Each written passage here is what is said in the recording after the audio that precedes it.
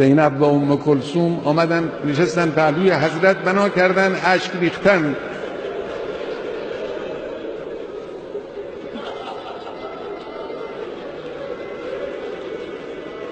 امیرالمؤمنین اونجایی که امام حسن گریه کرد، امام حسن رو نصیحت کردن، تسلی دادن. اونجایی که امام حسین گریه میکرد، حضرت تسلی دادن، گفتن صبر کن. اما اینجا اشک دخترها رو تحمل نکردن، میگه حضرت هم شروع کرد به های های گریه کردن.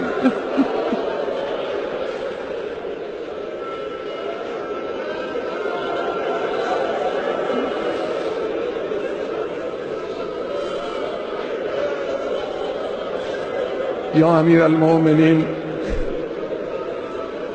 گریه زینبت رو اینجا نتوانستی تحمل کنی.